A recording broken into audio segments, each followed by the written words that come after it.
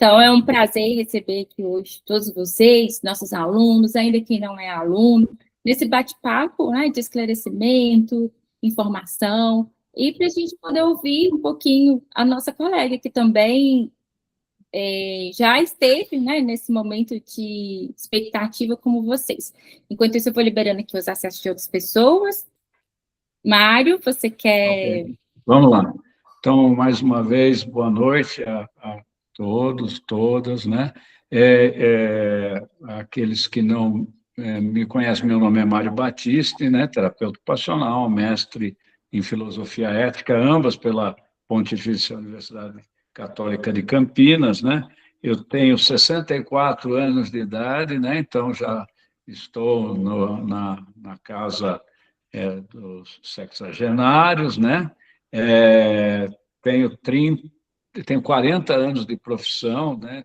Umas 36 mil horas de clínica, né? Com maior atenção à saúde mental, né? Mas também tive outras atividades nesse período. Eu fui docente também de pós-graduação, de graduação, né? Escrevi 2 livros, um já faz algum tempo, né, que eu escrevi também. Um Fábulas e Fobias, uma viagem à senso-percepção pela terapia ocupacional, quando eu atendia criança, porque hoje em dia já não dá mais para baixar tanto, né, levantar, baixar, então eu fui passando para adolescente, adulto, e agora, né, mais para os adultos, ok? Né? Fui consultor e ainda tenho algumas consultorias para a implantação da CIF em serviços, né? Fui da implantação da Federação das APAES de Minas Gerais, das APAES de São Paulo, né? Da Federação das APAES de vários estados, né? Eu tive junto já em vários processos desses, né? Dei formação em CIF há um bom tempo, tal, e fui desenvolvedor de um software para facilitar a aplicação da CIF, né? Que ajuda bastante, inclusive nessa temática que a gente está tratando. Bom, enfim, tive algumas participações institucionais, vou falar delas, né? Fui presidente da Associação de Terapeutas Ocupacionais do Estado de São Paulo, né?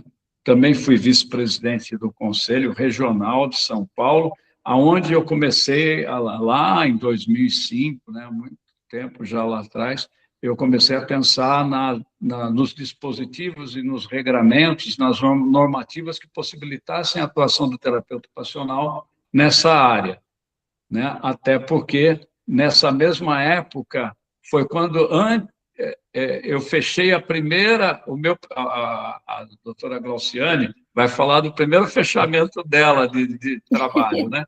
Eu vou falar para vocês rapidamente do meu primeiro fechamento, foi quando não tinha norma, quando não existia nada para poder balizar o trabalho muito bem.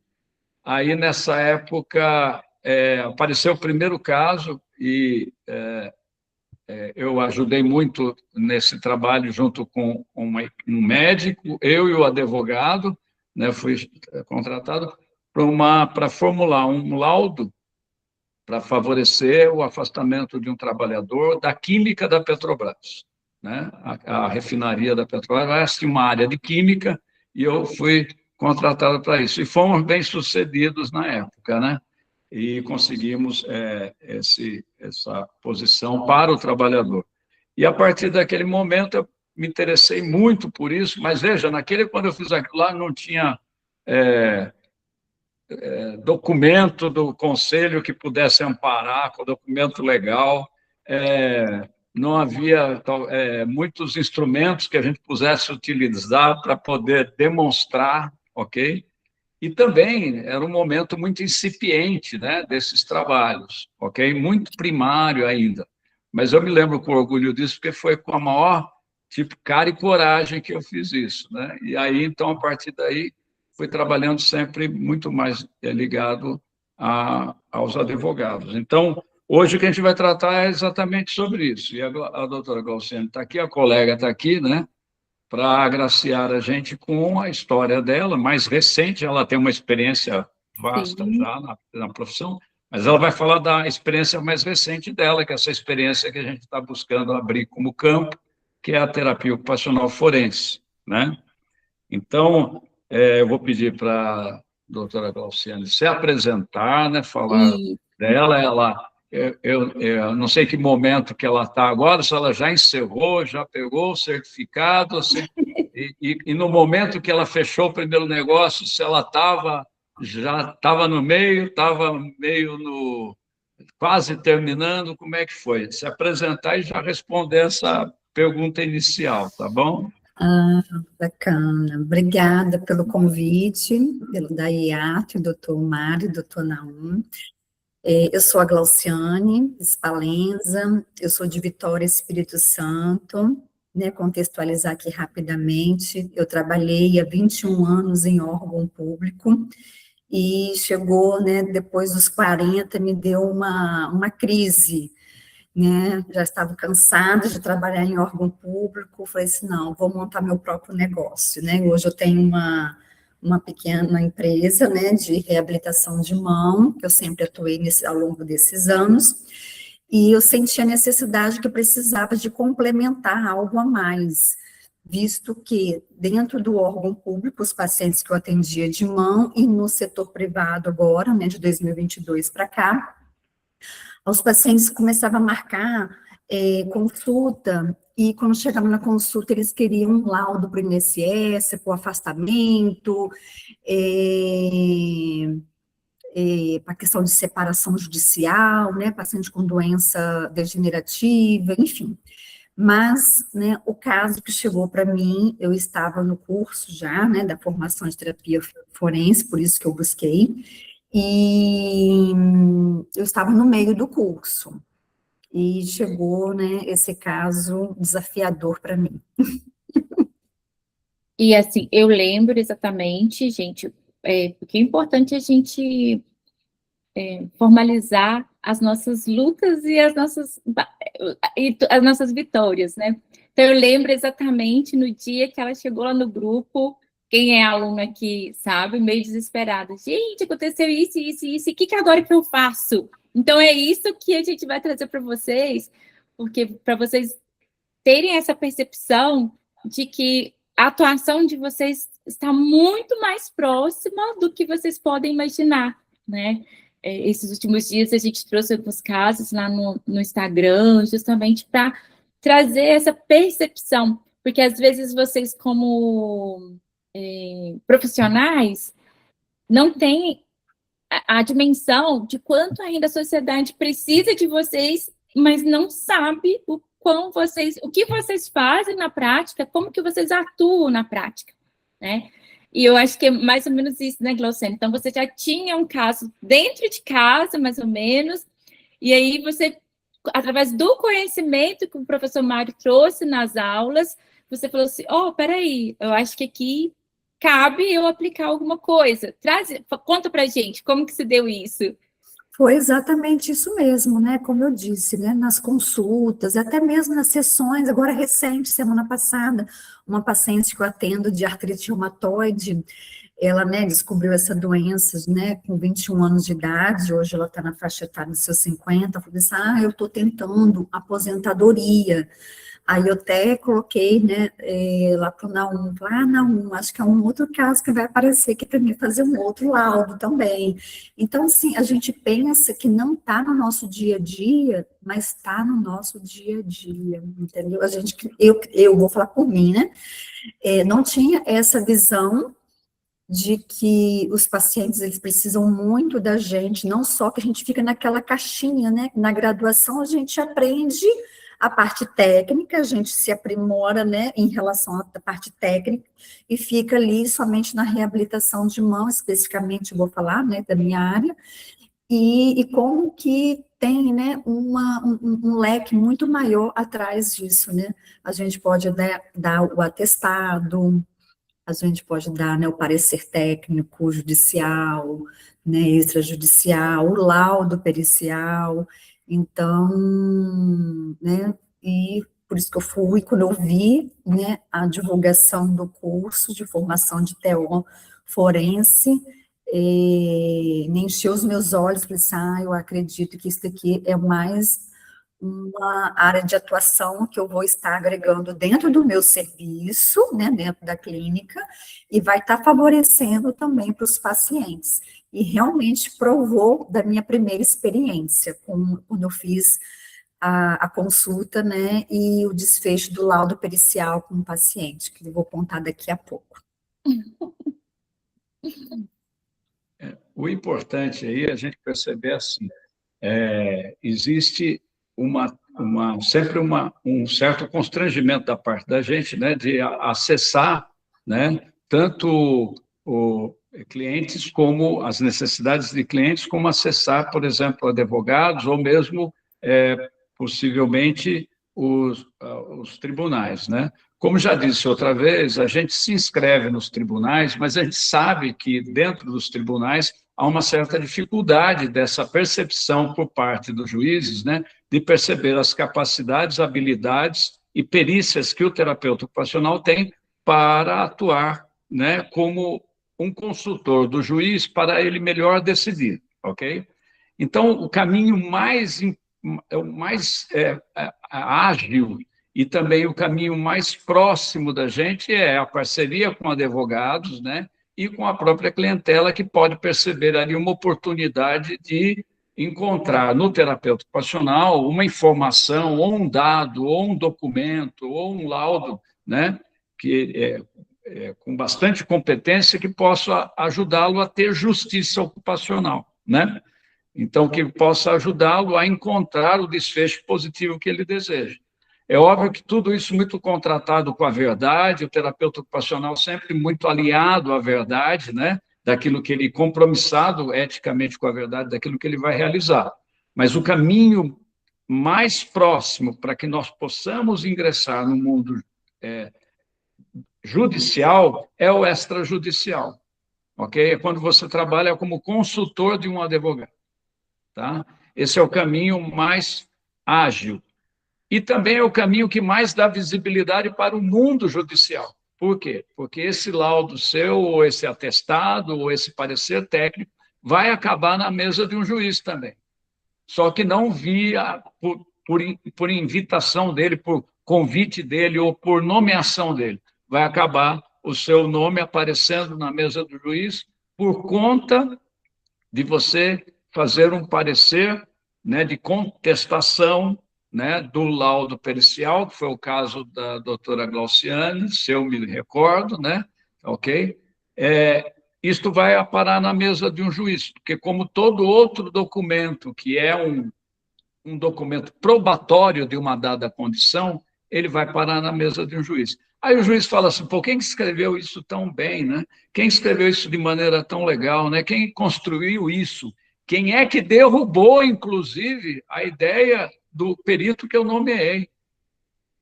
Ok? Porque eu nomeei um perito e ele me entrega uma informação e o profissional que está dando assistência ao advogado entrega uma informação totalmente diferente. Isso salta aos olhos do juiz, ele fala, olha, este laudo me ajudaria a decidir muito melhor do que este para o qual eu nomeei, né? Então, isso que é importante, é ganhar essa visibilidade. Então, mesmo que o meu trabalho seja de consultor, e ele seja, nesse caso, extrajudicial, ele vai acabar tendo um efeito dentro do ambiente judicial, né? Então, esse é um dos caminhos. Foi assim que eu também comecei. Comecei sendo consultor de um advogado para uma causa específica, né? E isso auxilia muito você ganhar visibilidade. E também auxilia você ganhar o quê? Prática, ganhar a mão, né? De fazer, de construir a ideia, de colocá-la no papel, de fazê-la acontecer para que isso seja bem sucedido, né? Vamos lá, doutora, vamos contar aí como é que foi direitinho. Vamos lá, o passo a passo, como que chegou até mim? Então, não tem, acho que nem mais de um mês, né, uns 30 dias, acho que tem até menos. né, chegou fez contato um advogado, né, com o telefone aqui da empresa, querendo saber se tinha um profissional que fazia, né, um laudo pericial. Então, aí a minha secretária também não sabia, né, informar, porque não era a prática, e passou o meu contato para o advogado. E o advogado, né, mandou um áudio explicando que o cliente dele, há 6 anos atrás, sofreu como marceneiro, montador de móveis, de uma marcenaria de grande porte aqui na minha região, e que ele sofreu o acidente de trabalho com a maquita e teve lesão de todos os tendões flexores, extensor, lesão de nervos ulnar e mediano. E que o juiz, ele convocou, né, para ter o laudo judicial, laudo médico judicial, para ver se ele estava apto para ele retornar ao trabalho. E o laudo médico foi dado como, né, que ele estava apto a voltar ao trabalho, dentro da normalidade, da funcionalidade. E então, o advogado, ele queria, né, que contraditasse, mostrando que realmente ele tem, né, que feito uma avaliação, como o doutor Mário falou, dentro da verdade, utilizando, né, os instrumentos padronizados que a gente já utiliza na nossa prática diária, né, que a gente tem expertise. Eu falo como terapeuta de mão, né, utilização da avaliação clínica, funcional, desempenho ocupacional, enfim. E então, o primeiro passo que eu fiz foi o quê, né? Pedir que ele encaminhasse o processo judicial para fazer uma avaliação, uma análise, a partir daí, para eu verificar se realmente tinha a elegibilidade de fazer uma consulta com esse cliente. E, diante disso, né, fiz contato, pedi socorro lá no grupo, gente, apareceu aqui para mim, help. Prontidão, doutor Mário, doutor Naum me socorreram, fizemos a leitura, né, do processo, dos laudos, dos médicos, cirurgião de mão, ortopedista geral, do laudo judicial que tinha em mãos, enfim. Trabalhamos, né, passando até mais de meia-noite, né, doutor Mário, porque tinha prazo, então, assim, essa questão judicial tem prazo, né, então precisava, assim, era uma terça-feira, precisava de entregar até sexta-feira o laudo, e é uma construção que não é fácil de fazer, né, vou falar um pouquinho da minha percepção também, né, mais para frente. Então, assim, aí nesse processo da leitura, vimos, né, que tinha realmente elegibilidade para ele fazer uma consulta e que tinha chances, né, de ter um laudo mesmo. Então, enviei uma proposta de trabalho com honorário e o advogado passou para o cliente dele e que deu, né, falou assim, ok, vamos agendar. Então, foi feito um agendamento prévio, e o cliente veio, e eu reservei 2 horas, né, da consulta para fazer, né, com tranquilidade, organizei todo o passo a passo, né, dos instrumentos, deixei tudo bem organizado, porque tudo quando a gente é a primeira vez, a gente quer deixar tudo organizado, né, por mais que a gente tenha expertise da técnica, mas, enfim, pedi que ele trouxesse os instrumentos de trabalho dele, então ele trouxe 2 maletas de ferramentas, né, como era montador de móveis, então, diversos tipos, né, chave de fenda, prego, bucha, enfim. Um universo todo desconhecido para você, assim, né, você fez uma imersão mesmo com o cenário dele para você conseguir defender ele, né, nos detalhes mínimos, né? Exatamente, mas antes de eu fazer essa consulta, né, que eu fiz? Eu estudei bastante na plataforma, que o curso tem as aulas gravadas na plataforma, estudei, li, reli, né, algum material de apoio, e, enfim, o cliente veio, fizemos, né, a consulta, todos os testes padronizados que utilizamos, dinamometria, os monofilamentos, teste de destreza manual, e nem constatou que realmente ele tinha uma incapacidade, né, na função sensorial, foi da mão esquerda dele, né, não conseguia, não tinha, né, a percepção tátil de pegar um prego, mais a destreza motora média e fina, e no final eu dei só um de feedback, né, que realmente, né, ele tinha esse déficit sensorial, que eu iria estar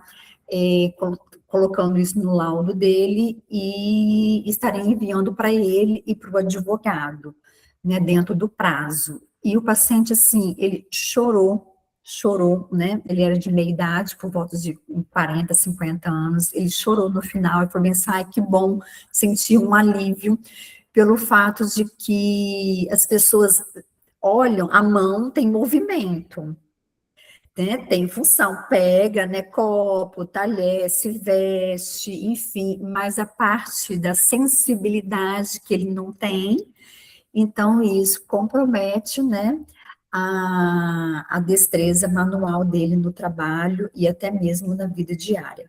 Então, saiu da consulta, eu fiz contato, doutor Mário, fiz, ele manda aí o arcabouço aí, um resumão aí, e fomos, né, trabalhando no laudo, estendendo aí a partir da meia-noite, e confesso que eu, particularmente, achei, não é fácil para fazer um laudo, tá, como é o primeiro, tem que ter muita expertise. Doutor Mário ele é muito detalhista, ele puxa a orelha também, entendeu? Ele puxou minha orelha em alguns momentos.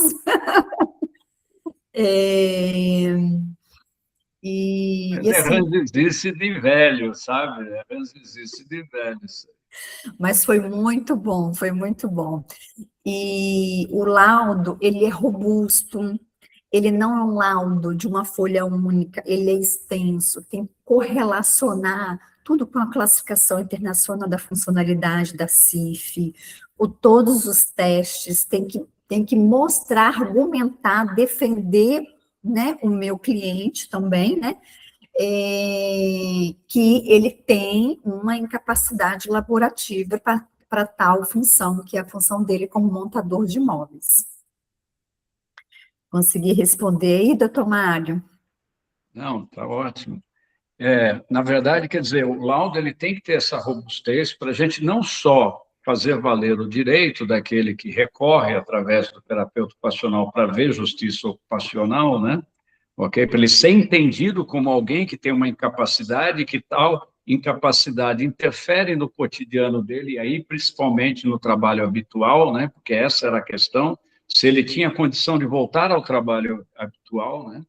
Então, quer dizer, além de se ter essa robustez, ele tem essa beleza ou essa estética de uma compreensão, de uma capacidade de demonstrar algo em juízo, que torna a profissão também esteticamente visível, né? Eu sempre digo que o trabalho, tanto bem feito clinicamente, mas também o documento bem feito, né, a partir da avaliação técnica, clínica, o parecer técnico para contestação, que é isso que o advogado vai utilizar, né, exatamente tem essa beleza que salta aos olhos no judiciário.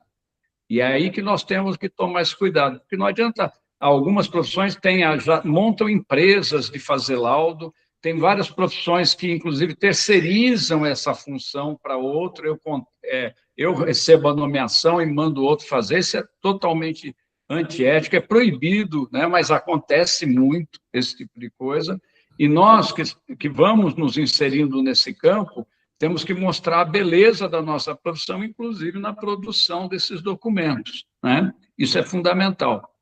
E, para isso, precisa alcançar essa segurança. Mas você sabe que, da experiência contigo, Glauciane, Eu até, você falou que eu dou uma puxada na orelha, né?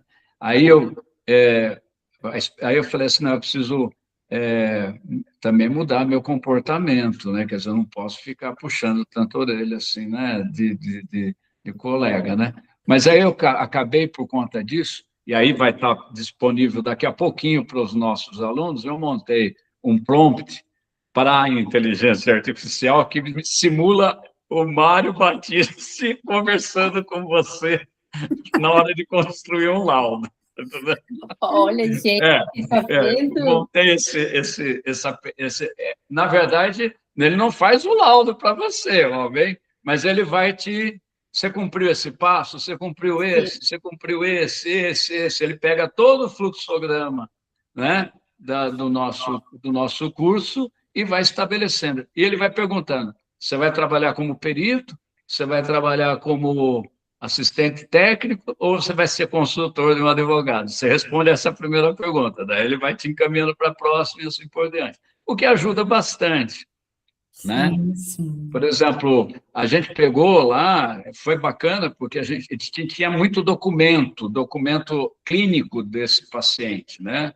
Inclusive o próprio laudo do perito judicial nomeado, um médico nomeado pelo juiz.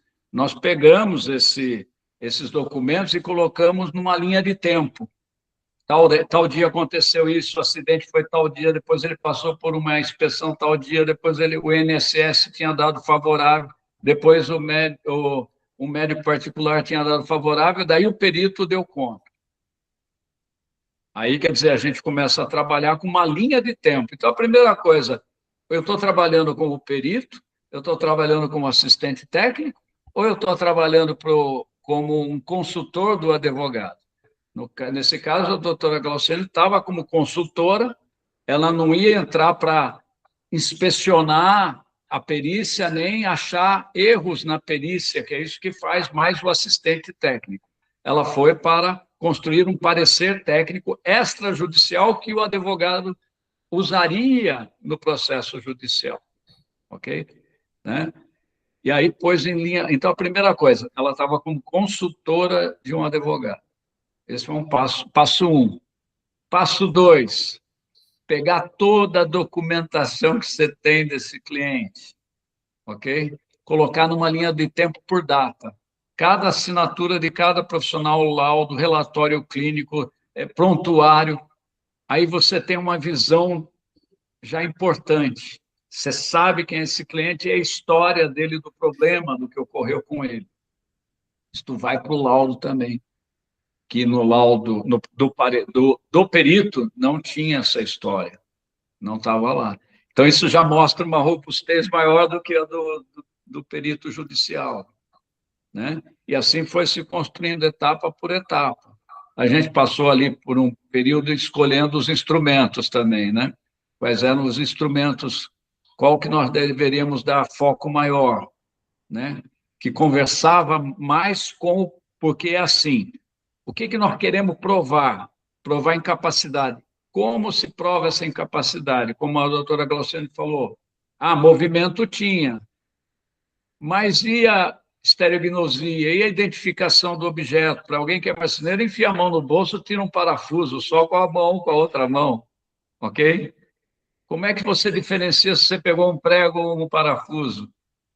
Né? Como é que você sustenta a vibração? Uma série de questões que estavam em jogo ali para fazer o conteúdo probatório. Então, na hora que é dedicar-se ao conteúdo probatório. Então, é aí que eu passo para você, colega, doutora Glauciane. Como que foi a construção desse conteúdo probatório? Quais foram o ponto crucial ali desse conteúdo probatório? Foi a questão, né, da parte da estrignosia, né, que não conseguia identificar os objetos, né, sem o auxílio da visão, como você disse, né, por exemplo, se precisasse de pegar, né, um parafuso que é muito comum, né, desses montadores, marceneiros, de pegar um parafuso ou um prego, né? Então ele não conseguia. A questão da vibração também, ele trouxe a furadeira, aí fiz o teste também, deixou cair, então a vibração não conseguia. Então, assim, tudo isso, esses detalhes, nós terapeutas ocupacionais, que a gente está analisando, né, a função, a tarefa, é que a gente tem esse olhar minucioso e que é somente nós mesmos que temos esse ouro, eu falo que é ouro, né? E tantos outros profissionais querendo pegar o nosso ouro, né? Então, e acho que a importância disso, isso aí é nós criamos uma observação estruturada, havia os testes validados, lembra que nas aulas, quem já assistiu, tem os testes validados, tem que fazer. Agora, tem que criar as observações estruturadas, por quê? Porque as observações estruturadas é as que mais são ecológicas, ou seja, aquelas observações que mais se aproximam do dia a dia da vida daquele indivíduo. Então, a gente captura tudo aquilo que está mais próximo do dia a dia dele, cria um teste, que é uma observação estruturada, mas descreve para e passo de como faz esse teste, para que, se houver um reteste, alguém buscar verificar se isso é fato, você guardou a memória do teste. Ele não vai para o laudo, mas tem que ficar no prontuário. Entenderam? Para quê? Para que alguém pergunta, mas como foi feito isso? Ó, está aqui, ó, entrega. Foi feito assim, assim, assim, essa. Testa aí para ver se não acontece isso. Ok? É a observação estruturada. Então, foi feito isso também, que é aquela triangulação. Eu tenho testes validados, né? Eu tenho observações estruturadas e eu tenho a classificação internacional de funcionalidade ali para triangular, fazer linguagem, né? Construir linguagem. Então, o bacana foi isso. Do parafuso, como é que você fez mesmo lá do parafuso? Que eu acho que foi que a gente, no final, chegou à conclusão, para entregar para o juiz, a palavra foi, ele tem cegueira tátil. Para o juiz entender, porque se você falar, ele tem um problema com estereognosia, o que o juiz vai entender? Não vai entender, né? Não vai entender. Então, falar assim, olha, é uma cegueira tátil, né? Ele não sabe no que ele está tocando. Então, se ele não tem informação de entrada, de input, também fica prejudicado o output, né? O retorno fica prejudicado. Então, é isso. Isso. Aí, qual foi o teste? O teste, né, foram 15 objetos, né, de metal, né, que ele trouxe, parafuso, broca, e, né, coloquei no recipiente, né, fiz a vedação dos olhos dele, uma faixinha que eu já utilizo aqui, e pedi, né, para que ele né, pegasse, né, os objetos e falando. Com a mão direita ele conseguiu identificar todos e nomear, e com a mão esquerda não conseguiu. Isso. E também nós dividimos em objetos da mesma espécie, como parafusos com milímetros de diferença, para você identificar no meio de parafusos qual é o parafuso maior ou menor. Isso, né? Tá bom. Uhum. Então, isso também cria, quer dizer, porque esse tipo de precisão, né, prejudica muito a execução do trabalho. Porque não é só a ferramenta, né? Você sabe que o montador de móveis ele vai para lugares por parafuso que ele não está vendo, ele só tem que sentir para colocar aquilo lá, né? Isso leva a uma demora, leva a possibilidade dele furar o dedo com a furadeira ao invés de colocar no parafuso, ok? Muitos outros acidentes podem ocorrer. Então, existia também o risco grande, né, de utilizar essas ferramentas com cegueira tátil. Isso. E um outro adendo também, doutor Mário, ele negligenciava esse membro, né, superior esquerdo na hora de usar as ferramentas, porque ele já havia sofrido outros acidentes. Como ele não tem a sensibilidade, nas extremidades, eles, né, segurar copo, né, quente, queimaduras, utilizar fogo, fazer uma comida, e com bolha nos dedos, e ele falou bem assim, olha, eu sempre estou com meus dedos, vou martelar, né, o prego, com um martelo, e coloco, né, a mão ali, quando vai ver o dedo não sentiu e levou uma martelada. E aí que a gente tem o quê? A questão importante, que é a gravidade da proposta do laudo pericial do médico, nomeado pelo juiz, que não é só dizer ele pode voltar ao trabalho, mas é não ter previsto o risco dele voltar ao trabalho. Quais são os riscos, né, que estão aí explícitos e alguns implícitos, que serão decorrência dessa cegueira tátil. Então, esse foi o conteúdo probante, onde que a gente constitui o maior peso de prova, é na cegueira tátil, né?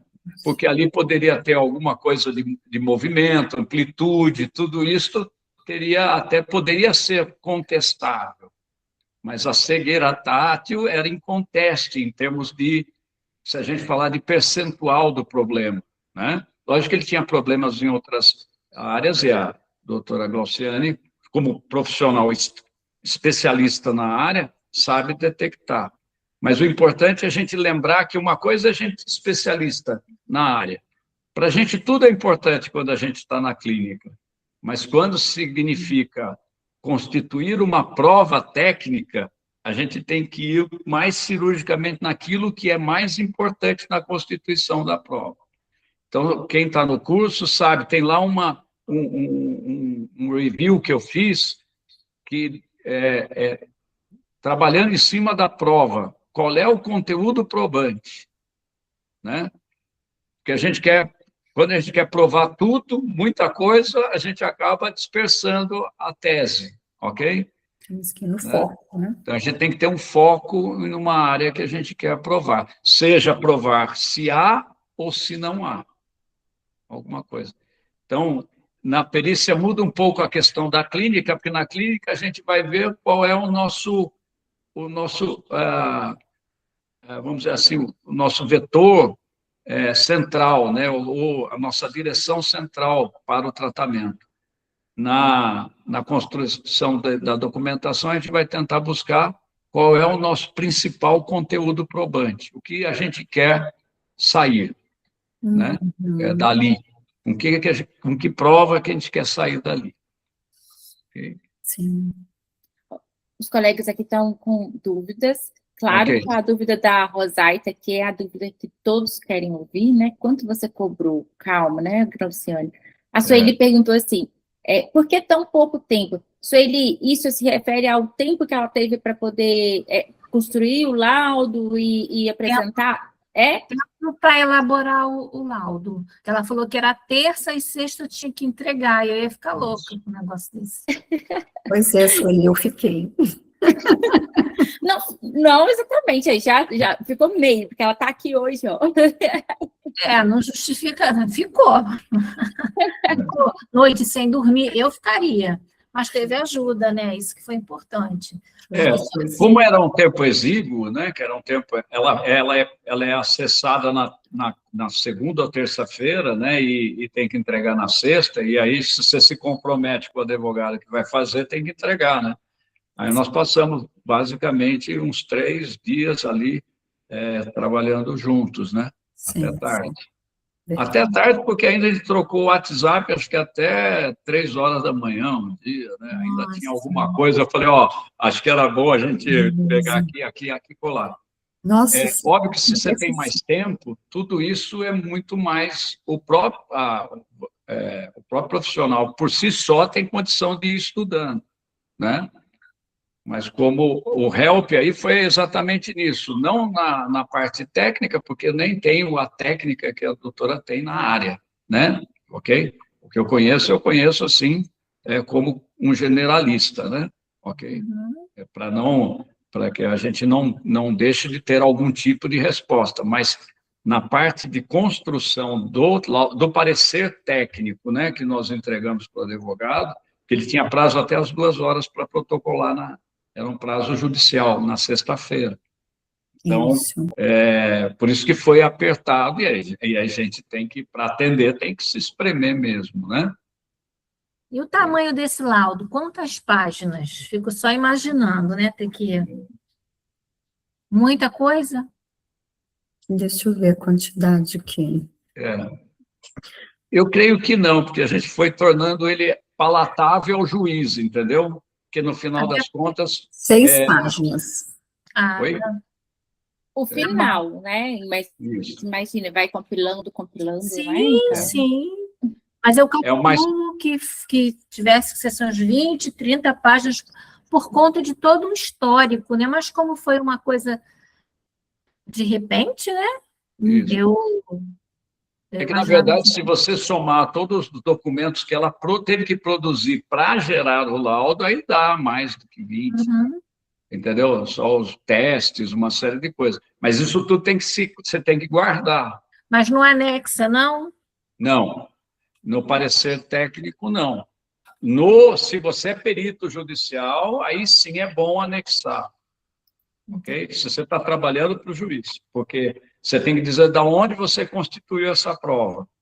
Porque tudo que está escrito no laudo teve uma técnica para produzir essa prova, perfeito? Sim. Agora, no caso que você está fazendo um parecer técnico, você está firmando lá, você está assinando embaixo.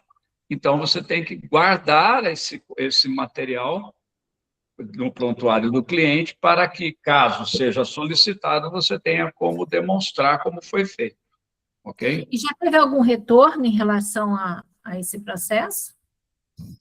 Não, ainda não, porque geralmente esses processos judiciais, eles são um pouco, né, mais demorados, né? Mas eu pedi que me desse um feedback.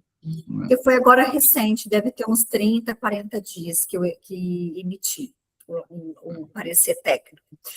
Em relação ao valor que perguntaram aí, né, no curso de formação, né, cita, né, mas eu coloquei um valor, né, menor como sendo o meu primeiro, tá? Mas, consequentemente, né, assim que eu vou pegando, né, amadurecendo, criando expertise, habilidade, né, na construção, com certeza, né, o valor vai ser aumentado, mas eu cobrei no valor de R$ 1.200, esse parecer. no seu primeiro. Meu primeiro.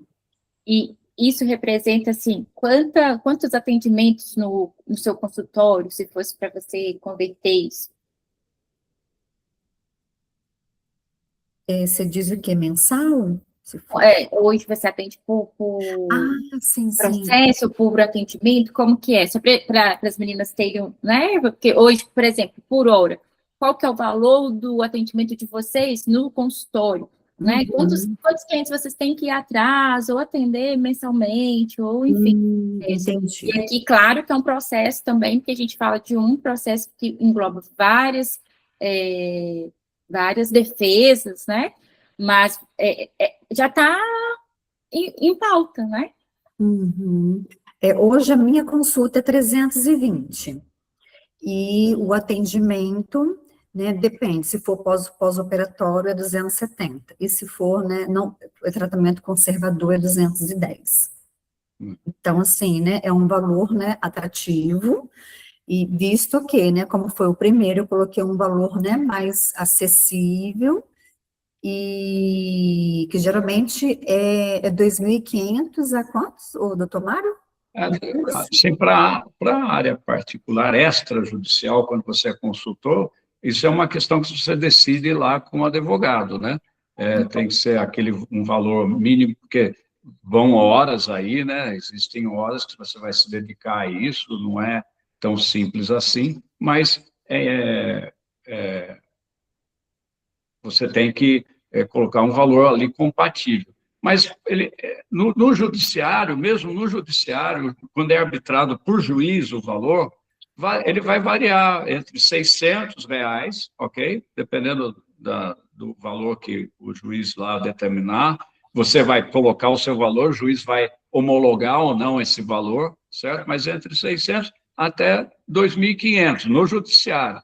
Mas fora do judiciário, você pode partir, como ela partiu, de um valor acima. Até a gente tinha discutido numa aula um valor lá entre 1.000 e poucos reais, né? Quer dizer, alguém já tinha feito até conta com o referencial de honorários, mas tudo depende da causa e tudo depende de quem, do que for negociado com o advogado, né? Mas aí a doutora fez aquilo que acho que todos nós faríamos. Eu vou pegar meu primeiro e vou abraçar essa causa para trabalhar com ela e pegar referência, né? Porque a primeira coisa é a resposta do cliente, que se sente mais suportado com esse laudo, e também o advogado, que tem mais argumentos agora, né? Para defender a causa do cliente dele em juízo, né? O que o advogado falou para você? Nossa, quando ele recebeu na sexta-feira pela manhã, o parecer, né, é uma outra coisa que é importante, né, como você falou, doutor Mário, né, tem que ser um parecer bonito, né, esteticamente, né, no papel timbrado, carimbado, assinatura digital, né, isso tudo complementa, né, agrega mais valor técnico. Ele elogiou muito, ele não tinha a tamanha noção de que como aquele documento iria favorecer o cliente dele. Agradeceu muito e falou bem assim, olha, os próximos clientes que eu tiver, eu vou fazer contato com você. Isso! Então, aí, vendeu... A qualidade do nosso trabalho é o que vai fazer o nosso sucesso no campo, né? Sempre em todos os campos de atuação, né? É a qualidade e a dedicação do trabalho, né? Exato, Isso né? é O mercado importante. tem, às vezes, falta informação, né? As pessoas entenderem como que a gente pode agregar, qual que é a solução. Sim, sim. Assim como eu comparo, né? Porque querendo, a terapia ocupacional ainda é uma profissão recente.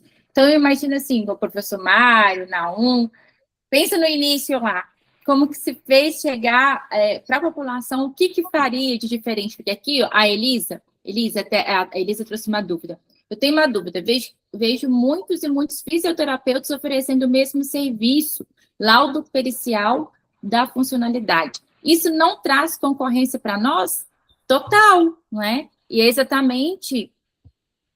Bom, aí vocês... Depende do que se quer, né? Se quiser, né? Eu creio assim, ó, Oi? eu vou assim, dar uma resposta do que eu também vejo na rede social, na oferta de alguns, né, tal, uma série de coisas.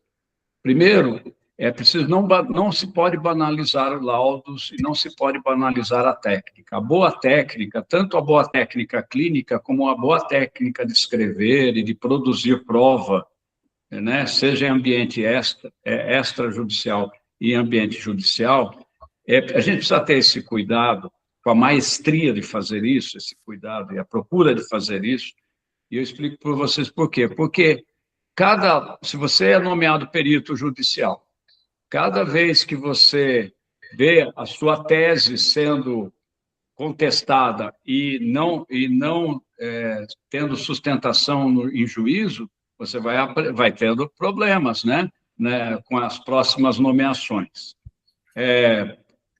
Outra, o que a fisioterapia tem feito muito, pelo que eu vejo, ok, é ofertado para, principalmente, o ambiente do trabalho, né, para acidente de trabalho, e mais relacionado à questão ergonômica, tem apresentado muito o quê? Como se fora um laudo parecido com o laudo médico.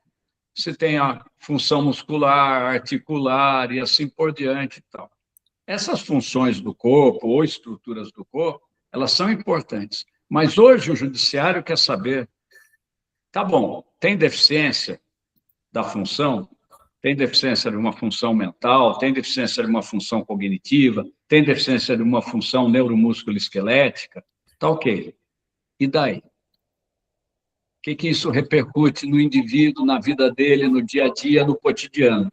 Essa resposta é a nossa chave do campo. Por quê? Porque nós somos uma profissão centenária. A primeira vez que alguém falou o termo terapia ocupacional foi em 1914, o termo terapia ocupacional. Okay? Então, nós já estamos falando que nós somos mais do que centenários. trabalhando com a questão da atividade e vida diária. E não existe dia a dia nem cotidiano que não seja o real, aquele que é vivido pelo indivíduo. E nós temos a expertise de dizer qual é a repercussão de uma deficiência de função no cotidiano do indivíduo, né?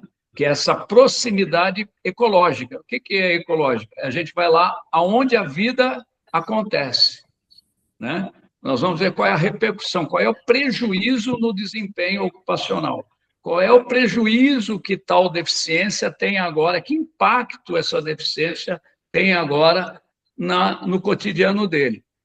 Aí, especificamente, que a doutora Glauciane viu, foi a atividade laboral, a vida ativa e participativa dele como montador de imóveis de uma marcenaria de grande porte, ok? Poderia ser que nós estivéssemos observando o nível de dependência cotidiana que ele tem agora para realizar seu autocuidado, a fim de majorar, por exemplo, o valor da aposentadoria por incapacidade, ok? Se nós estivéssemos trabalhando nessa direção, que também é extrajudicial, até que tenha necessidade de judicializar, mas ela ainda é extrajudicial, né?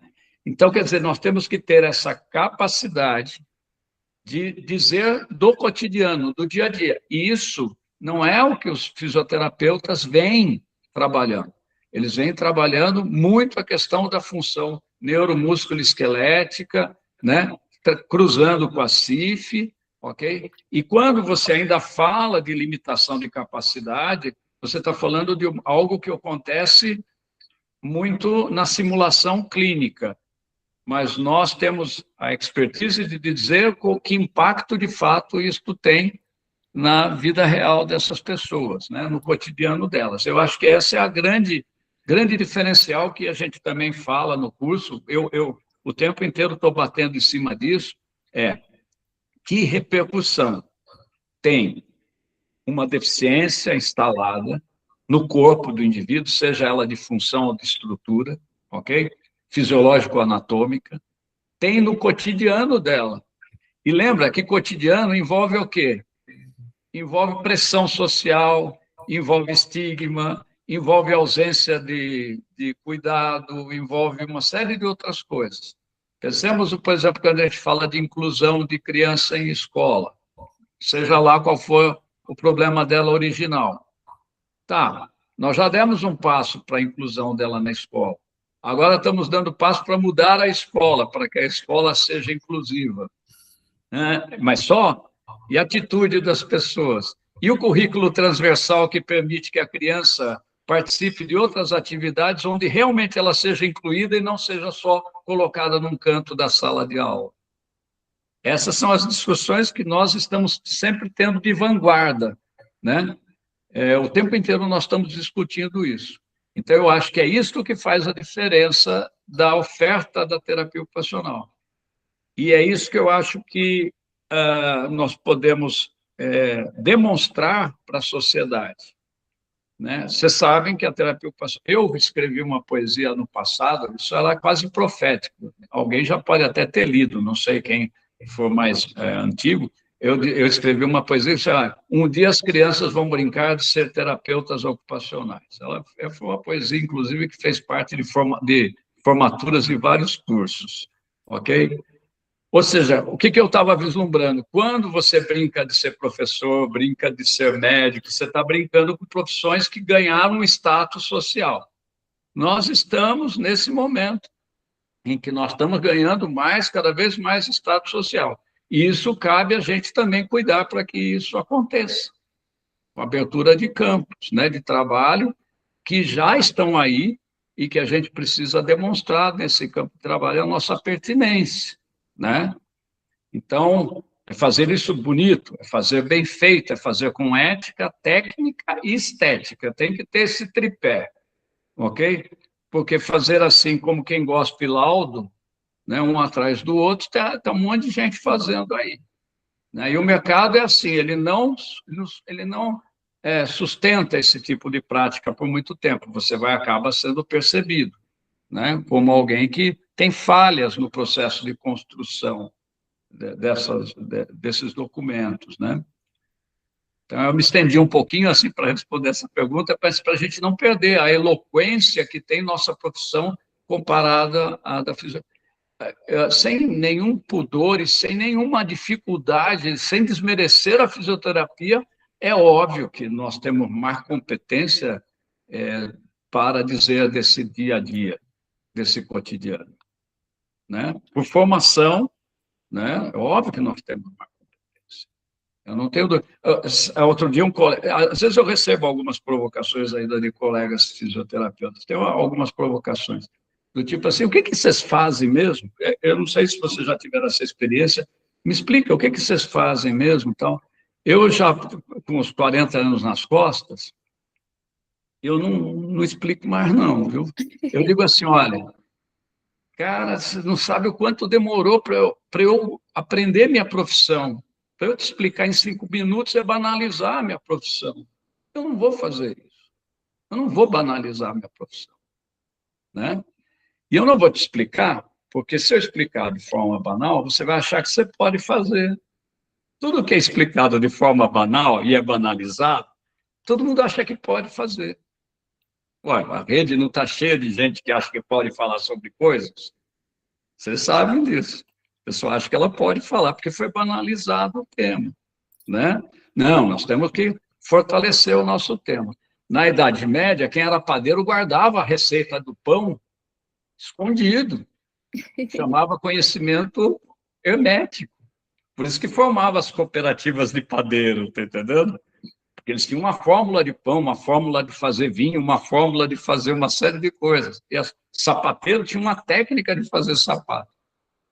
Ora, nós temos que reservar nossa técnica e cuidar para que ela seja bem trabalhada e não seja banalizada, né?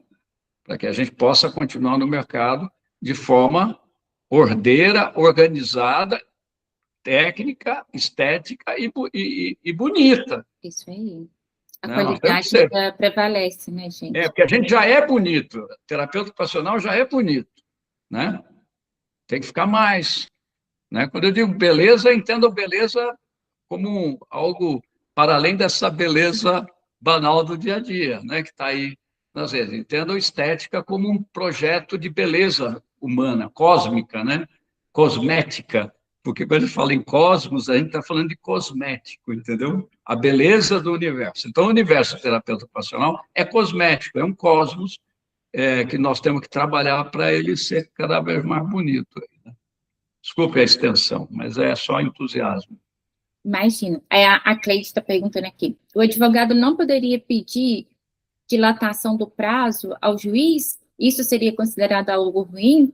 Acho que Então, nós não sabemos se ele tinha esse prazo ou não, ele tinha um prazo para entregar, né? Eu acho que ele estava ali no gargalo, nos estertores dos prazos dele, e ele colocou o prazo, e aí você, ou a gente absorve o impacto de receber o caso, eu digo, eu tenho essa capacidade, vamos ter essa capacidade ou não, né? Então, uma vez dito sim, bom, vamos trabalhar para ser bem sucedido, pelo menos a entrega no prazo, ok? Agora vamos aguardar o sucesso no judiciário, né? A justiça ocupacional no judiciário. Que isso não se pode garantir, mas se garantiu pelo menos um bom trabalho entregue no prazo, né? Mas era o prazo que o advogado tinha. Se você tivesse dentro do processo judicial, fosse o assistente técnico e tivesse acompanhando a diligência da perícia, né, aí sim talvez pudesse entrar uma petição, dependendo em que momento nós estivéssemos falando, uma petição com dilação de prazo, né? Então, pediria a dilação do prazo, né, para poder, porque faltou alguma coisa, porque senão isso vai prejudicar a prova, ok? Vai prejudicar o conteúdo probatório, né? Então, para não ter esse prejuízo, você pede a dilação de prazo. Pode ser deferido ou indeferido, mas aí está dentro do processo. No caso dela, da doutora Glauciane, não. Ela tinha um contrato com o advogado, e o advogado um contrato com a justiça, que é o prazo. Não existe coisa pior para um advogado que ele perder um prazo, é perder a causa, ok? Né? Então, se ele tinha prazo para juntar provas, é aquele prazo. Senão ele ia ter que ir sem as provas, só com as provas que estavam nos autos. Não, ele teve a possibilidade de acrescentar mais uma prova aos autos, ok? E agora, esse laudo, é isso que eu quero que vocês compreendam. O mais bonito disso, ele foi anexado ao processo judicial. E, portanto, ele se tornou conteúdo probatório dentro do processo judicial. Está lá, terapia ocupacional em letras garrafais e o nome da doutora Glauciane lá. Doutora Glauciane, especialista em terapia de mão, tal, papapá, papapá, né? Terapia ocupacional forense e com todo orgulho e pau na máquina. Né? Tá lá. Virou, está dentro do processo judicial. Né? E isso, portanto, ela se levando, eleva a todos nós. Né? Exatamente. Né? A Marília trouxe aqui, né, as colegas parabenizando, Glauciane, pela sua postura, pela sua transparência, pela sua coragem também, porque precisa sempre de ter esse ato de coragem, né, gente? Eu acho que todo profissional acha que nunca está pronto. E se a gente for esperar a gente ficar pronto, a gente não aprende, porque o aprendizado ele vem com a prática, né? O professor Mário chamou atenção, trouxe alguns pontos, mas isso é normal em qualquer momento da vida da gente que a gente está em fase de construção. Então, tudo que ela aprendeu aqui nesse meio desespero, ela vai levar de bagagem para ela. E olha o êxito que ela já teve, né, como referência, em agradecimento. Então, tudo isso faz parte. E aí a Marília até trouxe aqui, ó, a questão é fazer os clientes chegarem até nós. Ou como que podemos chegar nos possíveis clientes. No seu caso, Glauciane, você falou que o advogado encontrou o seu site, entrou em contato com o escritório. Então, é o que o Naum traz, né? E você pode fortalecer isso para a gente. A gente precisa, principalmente nos dias atuais, com esse aumento de impacto da internet, a gente precisa chegar até as pessoas que a gente quer alcançar, né? Não tem jeito, se a gente não falar quem a gente é, como nos encontrar, qual que é a transformação, como que a gente pode apoiar, as pessoas não vão nos encontrar, né? E o que você considera, o Gleiciano, eu no seu site, depois a gente pode até compartilhar com os colegas, ou no perfil do seu escritório, o que tem lá que você acha que o advogado, que chamou atenção nesse advogado e ele quis falar com você? Então, Silvia, o meu site está quase, né, para ser ativado. Inclusive, vou até colocar uma página de terapia ocupacional forense. Mas eu acredito que ele buscou no Google mesmo, tá? Que eu tenho no Google Business e no Instagram. E como você falou, se nós, né, terapeutas ocupacionais, a gente não mostrar o que a gente faz, os outros não vão saber o que nós fazemos. Por isso que a gente tem que dar a cara mesmo, né? Na rede social e os outros meios, né? Site, blog, enfim. É comunicação, não é mesmo? Eu costumo sempre falar assim, quando eu abri minha primeira empresa aqui em Belo Horizonte, foi em 2012. Eu não sei qual de vocês conhecem Belo Horizonte, mas eu abri a minha loja na Praça 7 aqui em Belo Horizonte. Então, em 2012, Praça 7, para quem não conhece aqui, é aquele ponto focal da cidade que todo mundo sabe que existe. É onde tudo acontece, né? É o centro da cidade que a gente busca visibilidade para poder atrair mais clientes. Em 2012, não tinha ainda redes sociais, não tinha... Né, gente? A internet ainda era muito mato para gente. Então, eu abri a minha loja na Praça 7. De aluguel, na época, eu pagava 12 mil. Ainda tinha luvas que naquela época se pagava para você poder usar o ponto. Hoje, gente, com esse crescimento e expansão da internet, nós temos um negocinho aqui na nossa mão, ó. Isso aqui, que eu vejo que muitos ainda travam, falam que virou blogueiro, isso e aquilo. Não, é porque, antigamente, a gente trabalhava por regiões. Então, se uma pessoa precisasse do meu serviço, ela ia procurar nas regiões que ela circulava, ou aonde o ônibus, né, ia de mais fácil acesso para encontrar os profissionais que ela está precisando. Hoje, a forma como nossos clientes usam para nos procurar é aqui. É através do Instagram, o Google. ainda é muito novo, mas já existe as pessoas procurando serviço e prestador de serviço no chat GPT, gente. E só está aumentando cada dia mais a quantidade de pessoas que pesquisam pelo chat GPT. Elas não vão no Google mais, elas vão no chat perguntar: chat, aonde que eu encontro uma terapeuta ocupacional especialista em perícia forense, em laudos, né, percebe? Então, não adianta. Se a gente ficar com essa trava, achando, né, eles não me acham, ou ninguém me percebe, as pessoas não vão fazer isso. A gente precisa dar essa visibilidade. Às vezes, nem sempre as pessoas têm tanta aptidão para redes sociais, mas vai fazer networking com grupos de empreendedores da sua cidade, associações comerciais, grupos de igreja, né? Tem várias situações. Percebe que onde tem o seu público, a gente tem que estar lá? Eu acho que tem uma questão importante também. Você sabe que hoje mesmo, ontem, então, se você vai precisar gravar uma chamada, né, para a live de hoje e tal, não sei o quê. Eu tenho feito algumas lives, alguma coisa assim, né, aprendido muito com ela, com o Naum e tal, né. Minha neta virou e falou assim: você é influencer agora? Eu falei assim: por que eu sou influencer? Ela falou assim: porque você agora está falando o tempo inteiro no Face, no Não é? Instagram, Gravando um né? videozinho, Enfim, né? Face é coisa mais antiga. Então, mas você vê que até a criança hoje percebe você ali, né? Quer dizer, ela detecta você ali. Acho que isso é importante. Mas ó, vou dar... Por que eu acho que o caminho do extrajudicial é importante? Olha, agora, recentemente, nós tivemos a promulgação da lei, que foi sancionada, que a pessoa com fibromialgia é uma pessoa com deficiência. Concorda? Então, estamos lá. Então, vamos falar da lei de cotas para o trabalho. Quantos laudos não vão esperar exatamente para a pessoa ser colocada como na lei de cotas, entendeu? Na possibilidade de ingressar pela lei de cotas. Quem faz isso muito? Tem várias empresas que trabalham com o quê? Com captação para a lei de cotas, ok? São empresas de recursos humanos que trabalham exatamente nesse nicho. É apresentar seu currículo, seu trabalho, especificamente para os vários tipos de deficiência para o ingresso nas cotas.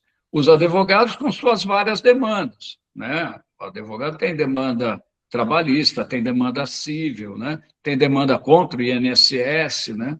Que é o caso desse, né, doutora Glauciane, era uma demanda contra o órgão federal, contra o INSS, ok? Porque havia sido dado, depois denegado o direito dele, né? Da aposentadoria por incapacidade, né? Então, quer dizer, isso que estava em jogo, é a vida da pessoa, né? Quantas pessoas não estão vivendo isso agora? Quer dizer, a vida da pessoa está em jogo, né? E nós podemos entrar nesse espaço para também fazer a nossa vida melhor, mas a do outro também uma vida melhor, que no final é a nossa busca como terapeutas ocupacionais. Nossa felicidade, sem sombra de dúvida, resulta da melhora, da felicidade, do engajamento ocupacional, da motivação intrínseca, da vida ativa e participativa do nosso cliente. Sem sombra de dúvida, é disso que nós vivemos. Nós não vivemos de suprimir só a dor. A supressão da dor, do sofrimento, é uma parte. A parte mais, digamos assim, entre aspas, elegante do nosso trabalho é a transformação da vida ativa e participativa, o engajamento, a pessoa conseguir extrair bem-estar e felicidade do cotidiano dela. Aí ela se percebe como parte do cotidiano, daí ela fala: esse mundo é meu, esse mundo foi feito para mim também, porque eu consigo existir nele. Seja com a minha aposentadoria agora, com o meu engajamento, com a minha motivação. Agora, quando eu não me enxergo no mundo, né, fica difícil. Tem uma música que eu gosto muito, que é do Milton Nascimento, que é Eu, Caçador de Mim, que nada a temer se não enfrentar a luta, né? Nada a temer, né? Entrar na mata escura, mesmo com as armadilhas, para encontrar no final quem? Eu mesmo, né? Quer dizer, eu caçando a mim mesmo. Quando nós estamos entrando no campo da terapia ocupacional, em vários campos, nós estamos caçando a nós mesmos, né? Estamos lá atrás do melhor de nós, para que o mundo seja uma parte, a cara da terapia ocupacional, para que o mundo expresse a terapia ocupacional. Então, é bacana, por exemplo, quando você... Eu sentei outro dia para tomar café, perto da clínica onde eu dou também uma assistência e supervisão, aí a moça falou assim, o senhor é jornalista ou é profissional de saúde? Eu falei, sou terapeuta, né? Ela falou, ocupacional? Nossa, você morre de felicidade, né? Quando alguém já, pumba, cola o seu sobrenome, seu nome é terapia, sobrenome é ocupacional, né? Quer dizer, alguém colou assim, falou, você conhece minha família, pô. Você conhece a minha casa, né? Conhece a minha morada. Então, as pessoas têm tido experiência de contato e cada vez que a gente se vê no mundo, a gente se encontra ali, né? Como terapeutas ocupacionais que extraem bem-estar para si próprio do mundo.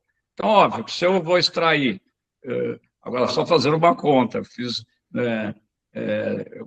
logo que vai tempo, mas que eu tivesse honorário de R$ 1.200, né, numa soma de número de X laudos naquele mês, vamos lá, que fosse 3, que fossem 4, que fossem 5, óbvio que eu conseguiria extrair mais de mim mesmo do mundo, né? Ok? Mais a minha fisionomia. Quantas vezes a gente não vai numa loja e fala, isso aqui tem minha cara, né? Não Quer é? dizer que a gente consegue ver naquilo um pouco da gente. Agora, Identificação, né? se a gente consegue ver a terapia ocupacional nesses espaços, a gente se sente mais fortalecido, né? E mais, por isso que eu disse mais bonito, né? Porque se sente ali, né? Vivo, né? Representado, né? Representado. A Sinarli, o Mário, pediu para você detalhar um pouco mais sobre a perícia extrajudicial. Deixa eu ver aqui o que ela colocou. Para você trazer mais como que funciona a diferença entre o laudo versus o parecer, como você citou. O laudo precisa colocar visivelmente as provas que foram construídas. Não, Tá aí, assim, todo documento é um documento probatório. Se eu vou usar um atestado, eu estou atestando alguma coisa, portanto, eu estou dando prova daquilo, certo? Se eu vou fazer um parecer, eu estou afirmando algo sobre um objeto, sobre alguma coisa, também é prova. Todo documento que o terapeuta ocupacional faz é um documento probatório. Não, se ele faz escreve num prontuário, ali ele está constituindo prova, né? Todo documento, portanto, é um documento probatório. A diferença é que, por exemplo, se eu sou um perito judicial, o juiz me nomeou, eu vou constituir prova para ele poder decidir, ok? Eu estou ajudando o perito judicial, ajuda o juiz a decidir melhor. O assistente técnico é que é aquele terapeuta ocupacional contratado pelo advogado para acompanhar o processo, tem que ser também nomeado, autorizado pelo juiz. Então, depois da nomeação de um perito, tem 15 dias, em média, pelo Código de Processo Civil, para nomear assistente técnico. Quando eu sou assistente técnico, eu vigio o perito, eu fiscalizo o perito do começo ao fim, vendo se ele fez tal coisa, se coisa que era importante deixou de ser feita, ok? Eu sou um auditor do perito. Então, eu sou nomeado por uma parte para acompanhar a perícia. Quando eu sou consultor técnico, é extrajudicial, ok? Então, eu construo um laudo com base no caso que está ali, para a finalidade que aquele caso se propõe. Então, no caso da doutora Glauciane, o advogado precisava demonstrar a incapacidade permanente para a aposentadoria do indivíduo, ok? Então, aí, o conteúdo probatório tem que demonstrar a incapacidade para o trabalho habitual, ok? Pode ser que ele pudesse para outro trabalho. Eu não me lembro qual era, mas acho que não é para aposentadoria, acho que era uma parte indenizatória. Bom, enfim, ele não pode voltar ao trabalho habitual. Essa era a constituição da prova. Ela é extrajudicial por quê? Porque ela é produzido fora do judiciário para depois ser utilizado no judiciário, ok? ou ser utilizado no INSS, ou ser utilizado para ingressar numa empresa Biel, é o outro, é o que o Matheus está como mexendo. cota. Pega para o Biel, Matheus. Ei, Marília. Esse não pode.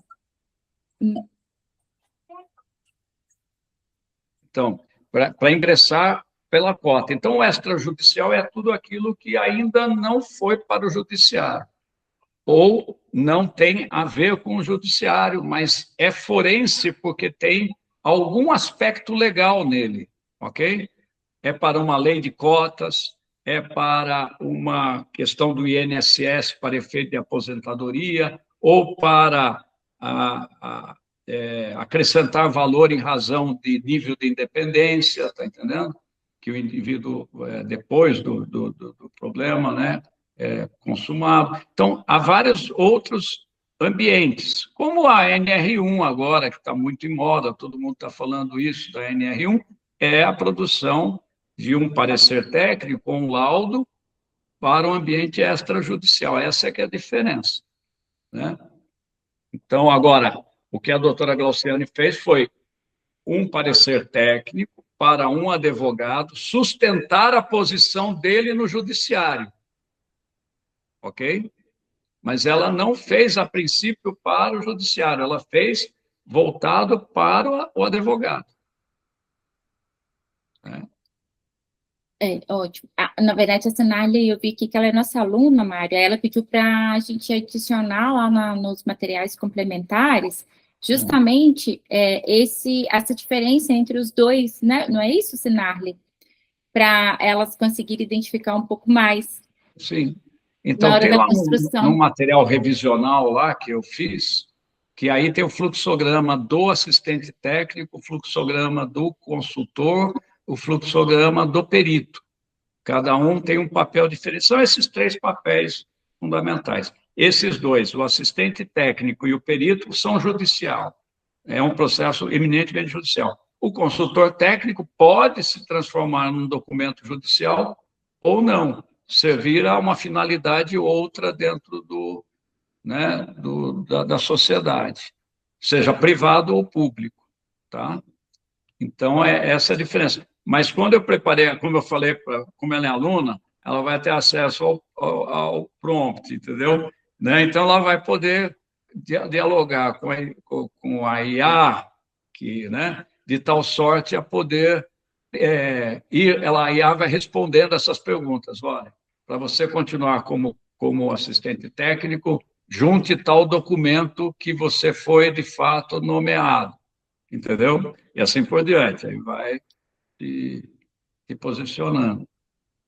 Sinarli, eu vou te chamar lá no privado, que aí a gente conversa com o Mário. Também, gente, olha só, né, eu vou falar aqui da formação depois, mas isso é muito importante. Tem uma pergunta que eu respondi do mesmo jeito que ela está perguntando, uma pergunta que eu respondi ontem ou hoje sobre a diferença em cada um desses papéis, está lá na área do aluno. Ah, verdade. Isso mesmo, gente. É interessante, eu vejo que, às vezes, vocês não acessam tanto a Hotmart. Então, sempre quando vocês mandam perguntas para a gente, dúvidas, a gente coloca lá e responde para vocês. E lá, muitas das vezes, vai aparecer como o EATO respondendo. Mas eu jamais coloco respostas lá que não sejam dadas realmente pelo Mário e pelo Naum. Porque, né, embora eu faça parte do atendimento, mas quem tem o conhecimento técnico para poder assessorar vocês são eles. Então, jamais a gente responde qualquer coisa que não venha do Naum ou do professor Mário, cada um dentro da sua especialidade, tá? Então, sempre olhem, vocês que estão fazendo a formação, dê uma olhadinha nos comentários e deixe sempre as dúvidas, as observações lá para a gente, justamente porque, às vezes, a dúvida de um hoje é a dúvida que vai gerar no colega amanhã, né? Ou, às vezes, a própria observação. Para mim, na hora que eu estou assistindo aquele conteúdo, passa despercebido, mas aí o colega já teve aquele insight e ele vai lá e já deixa isso claro para a gente. Então, é muito importante essa participação.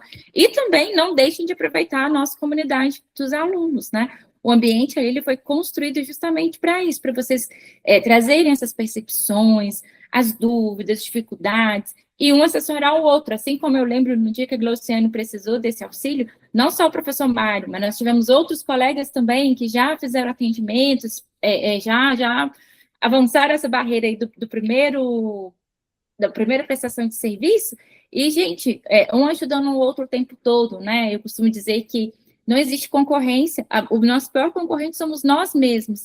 Eu acho que a gente conversar com o outro expande os nossos horizontes e nos auxilia, nos traz conhecimento também o tempo todo.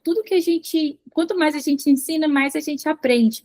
Então, essas trocas é muito importante, eu vejo vocês fazendo lá no grupo, né?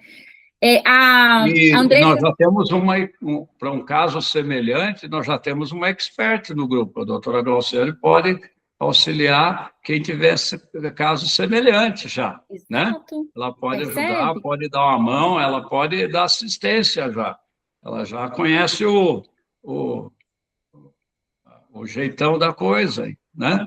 Exatamente. Então, assim, tudo que um dia é totalmente novo para a gente, no dia seguinte, tá vendo como que a gente já pode estar assessorando? É conhecimento, né, gente? Conhecimento é vida, né? Ele está em construção o tempo todo, né?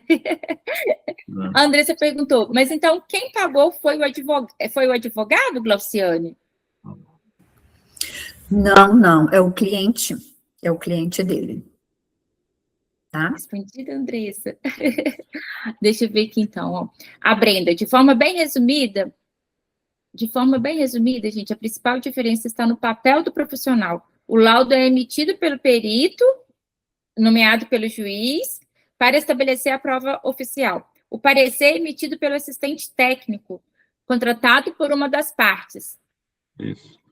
Para analisar o laudo do perito e defender os interesses do seu cliente, se não estiver errado pelo pouco que acompanhei das aulas. Procede? Isso, professor Mário, ela assistiu direito? O perito gera o conteúdo probatório para o juiz. O assistente fiscaliza o perito, do começo ao fim, ok? E faz depois quesitos, faz perguntas, né? O que faltou, o que não foi, o que foi feito, onde houve falha. Obviamente, com uma forma bem educada, não vai dizer errou, né? Vai ter um jeitinho de dizer que faltou tal coisa, não olhou para isso, né? Mas é exatamente isso. Maravilha, perfeito.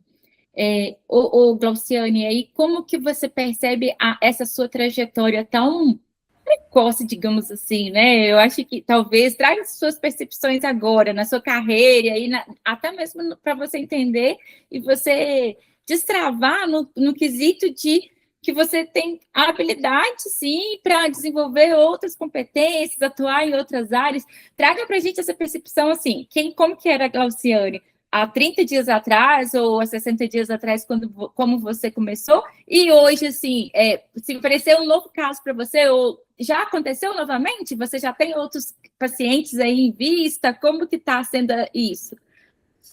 Então, como eu falei inicialmente, foi assim, no início foi desafiador, né, que amedronta, é normal, mas depois quando eu vi o produto final, nossa, foi tão assim, um reconhecimento até para mim como profissional, eu amei fazer, né, quero engajar bastante nessa área, eu me identifiquei também, porque agrega, como eu falei, né, dá um valor a mais na profissão, e eu recebo muito paciente aqui de acidente de trabalho, né, de empresas aqui que eu atendo, amputado, de queimadura elétrica, então, assim, é algo que eu quero, né, implantar cada vez mais aqui na minha rotina. Ai, que legal, né, gente? Aí, ó, sempre fazendo algo pela primeira vez e aí a gente vai ganhando a notoriedade, né? A Val quer fazer uma pergunta. Val, quer abrir seu microfone? E a gente vai finalizando também.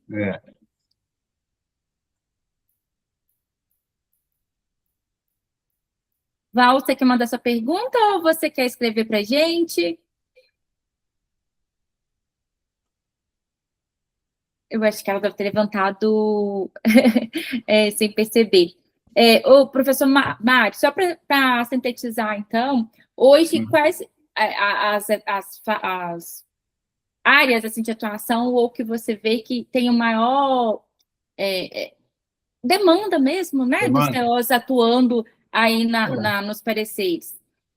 Então, como eu disse para vocês, e é muito recente, e essas coisas recentes nós temos que estar bastante atentos, né? Eu acho que a questão de procurar empresas, né, que precisam fazer laudos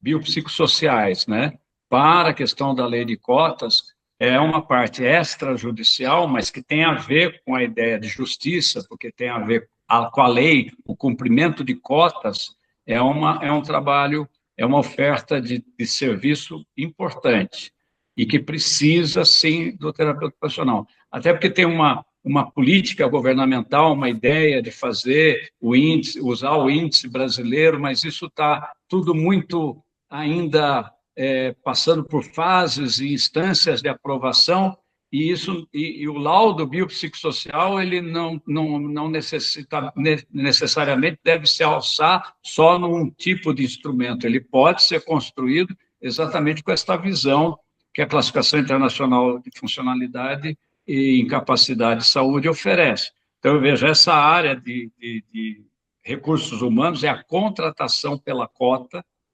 eu acho que essa é uma área importante, de todos os tipos de deficiência, mas a que mais está se configurando agora como uma demanda importante é de fibromialgia. E eu vou explicar para vocês por quê.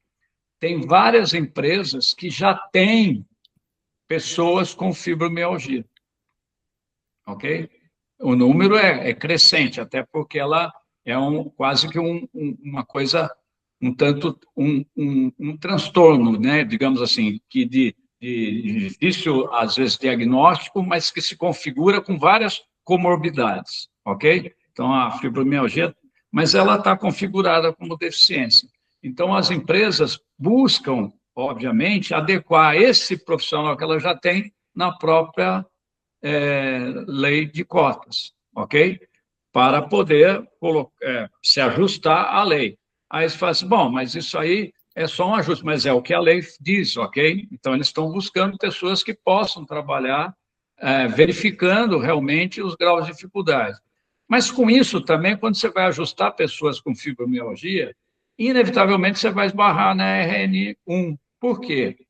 Porque essa pessoa já tem um problema de saúde, ela está trabalhando nessa empresa, embora pode ser que ela já tenha o problema de saúde antes de trabalhar nessa empresa, ela não pode ter agravado o seu problema por conta do trabalho. Então, esse trabalho tem que ser pensado de forma a harmonizar descanso, modificação de tipo de carga de trabalho, se for um trabalho braçal, digamos, né? Um trabalho... também, se for um trabalho muito intelectual, que exija muita concentração em dias de dor, ela não vai conseguir, vai dispersar, vai ter distraibilidade maior, tá entendendo? Então, tudo isso tem que ser pensado para ajustar a pessoa ao posto de trabalho e às tarefas e atividades. Então, é tudo isso que a gente vai apresentar para a empresa que faz tanto ingresso de pessoas pela cota, como aquelas que estão tentando ajustar as pessoas que já têm a fibromialgia e que estão em atividade. Vou dar um exemplo para vocês de um ambiente que está, sempre que eu fui procurado por conta de um ambiente assim. Então, são poucos os laudos que estão em jogo. Não fui o único procurado, eu estou participando de uma certa concorrência com outros profissionais, ok? Então, é assim, por incrível que pareça, um dos maiores índices de problemas de fibromialgia estão entre os profissionais de saúde em hospitais. Porque ali agrega fadiga por compaixão, uma tendência a burnout muito grande, comorbidades como depressão, a fadiga por compaixão, não sei se vocês sabem, mas eu me identifico tanto com o problema do indivíduo, eu me transformo quase por empatia, vamos dizer, um equívoco que eu cometo na minha condição de profissional de saúde, de não perceber que, embora o sofrimento do outro me afete, mas não pode me afetar a tal ponto que atrapalhe o meu exercício. Então, os profissionais de saúde são talvez aqueles que mais têm taxa de depressão, talvez tenham maior taxa de suicídio, talvez tenham maior taxa de fibromialgia, talvez isso no futuro a gente venha a ver. Então, os hospitais hoje têm muito, então eles precisam readaptar esses profissionais de saúde dentro do seu ambiente de trabalho, né? O que significa, às vezes, em outras funções, em outras atividades, ou colocar, de fato, na cota para que essa pessoa continue em atividade, mas sem a carga que a tarefa que ela tinha traz, ok? Então, são todas essas questões que estão em jogo. Eu estou dando aqui 2 campos que eu acho que são altamente promissores, até porque fibromialgia é uma, vamos dizer assim, é uma amálgama, né? É uma junção de 2 materiais muito críticos para o terapeuta ocupacional, que é a saúde funcional com a saúde mental, né? Então, nós estamos falando tanto de problemas neuromusculoesqueléticos, falando de problemas de pele, falando de sensorial de dor, né? Falando de cognitivo, porque afeta o cognitivo e é mental. O de dor, então, dor intermitente, dor continuada, dor progressiva, né? Todos esses fenômenos que afetam a fibromialgia vão estar em questão agora com a questão de tendo sido promulgada a deficiência, né? Então, as pessoas que têm esse diagnóstico precisam agora mostrar o quê? Diagnóstico já tem. Isso a Ministério do Trabalho não quer saber, a Justiça já não quer mais saber. É uma parte do processo. Agora quer saber o seguinte, o que ela precisa para poder continuar trabalhando? O que ela precisa para poder fazer parte da lei de cotas? Ok? Porque a lei de cotas é tanto uma obrigação do empregador, mas é um direito do trabalhador, certo? Eu tenho um diagnóstico de fibromialgia, eu quero ingressar na empresa pela cota. É um direito, né?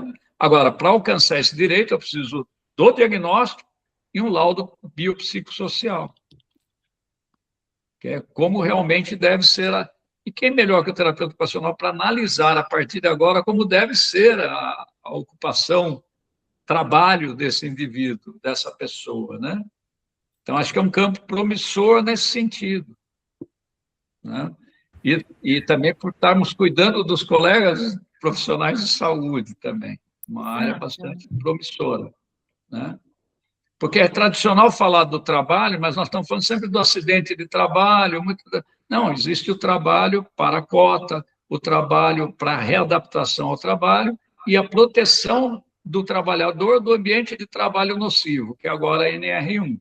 Eu acho que essas 3 áreas extrajudiciais, que têm a ver com a lei e têm a ver com o confronto com a coisa legal, são áreas promissoras.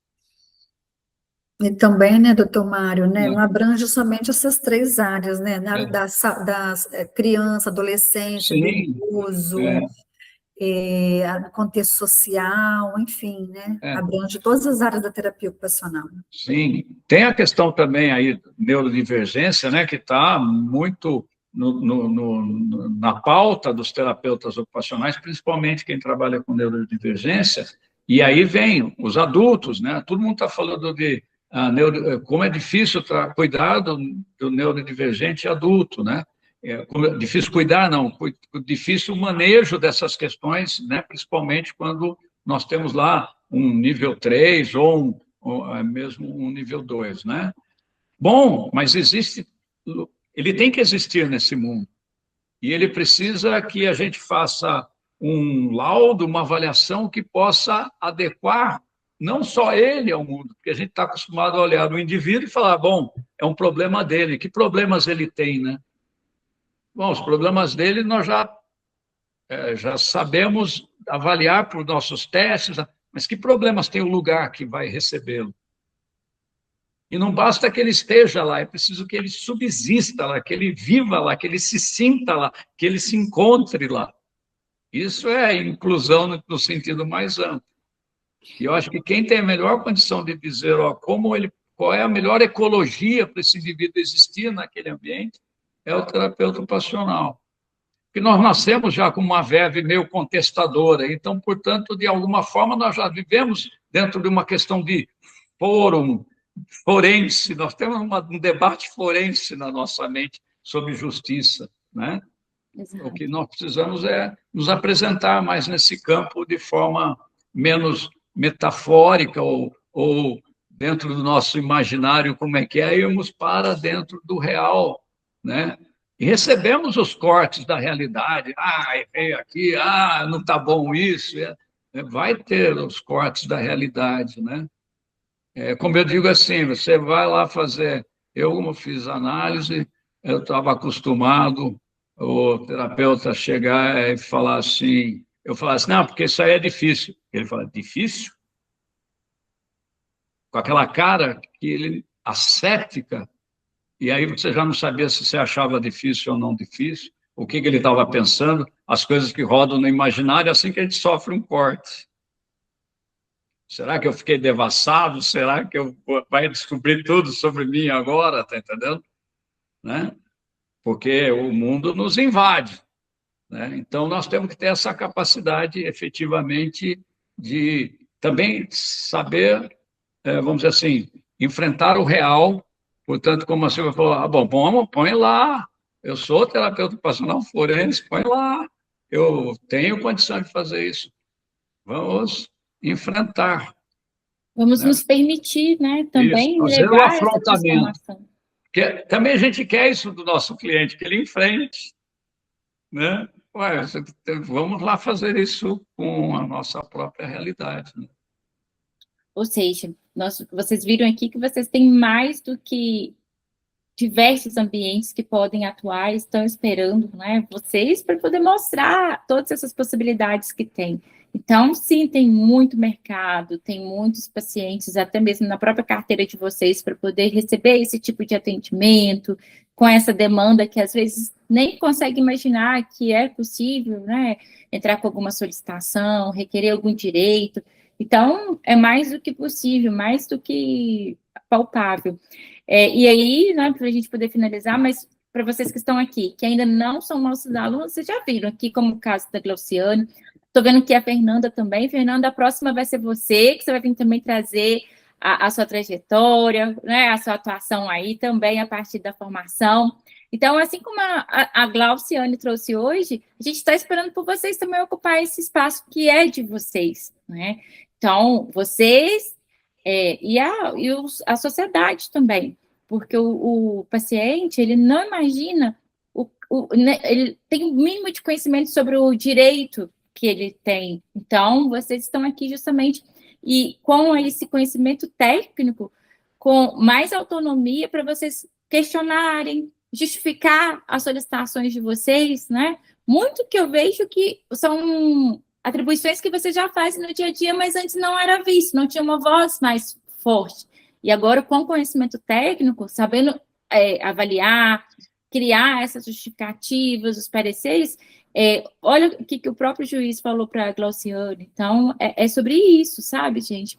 A gente tem que mostrar também aqui a gente veio e o que a gente pode fazer para colaborar com a dor, a necessidade do outro, né? Então, a gente convida você, que ainda não é aluno da formação, venha ser aluno aqui com a gente, venha desbravar também essa nova área.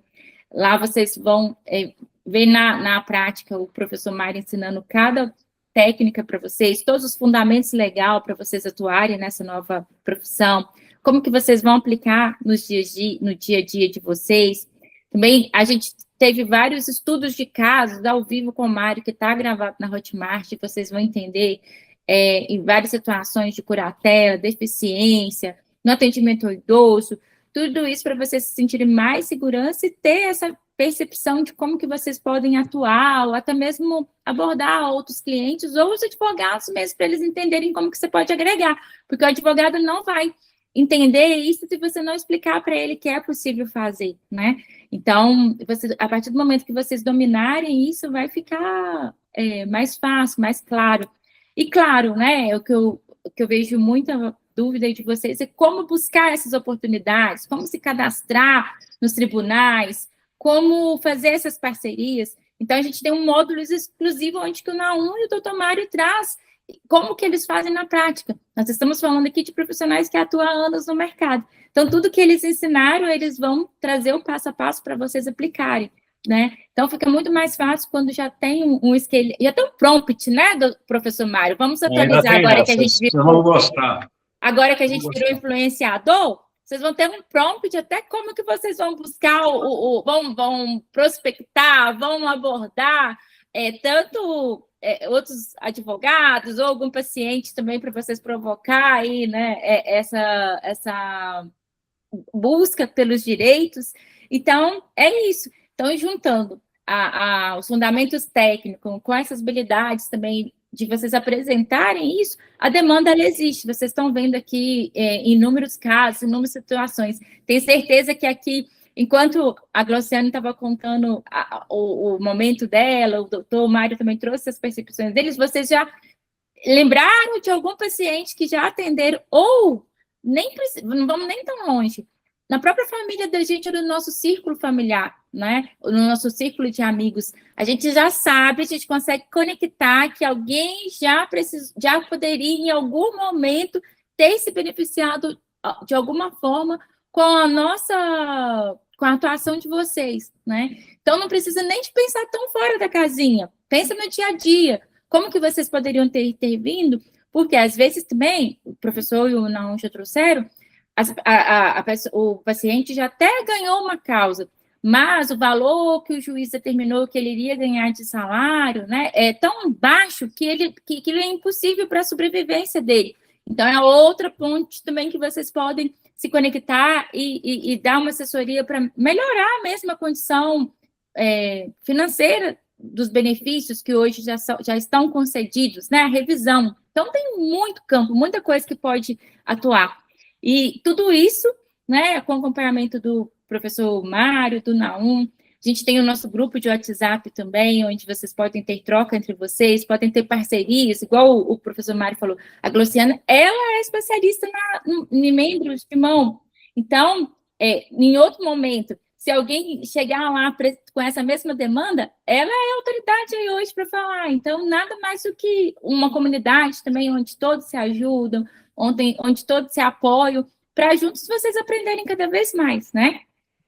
Então, vem fazer parte desse momento com a gente, desse movimento de desbravar, ocupar esses lugares que até há pouco tempo eram ocupados por outros profissionais, que às vezes tinham muito menos conhecimento do que vocês, mas eles se aventuraram, né? Então, bora assumir aí essa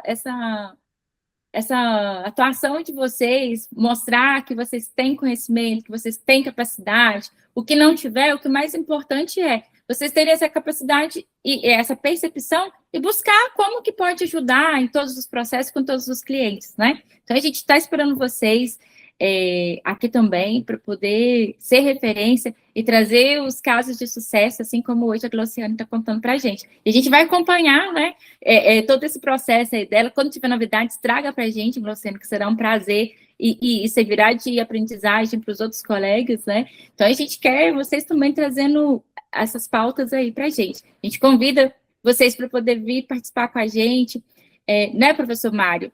Sim. Então, eu primeiro já vou me despedindo, agradecendo aí a audiência de vocês. Eu estou à disposição, né, dos colegas, sejam colegas alunos ou ainda não alunos, não. Estou à disposição para conversar.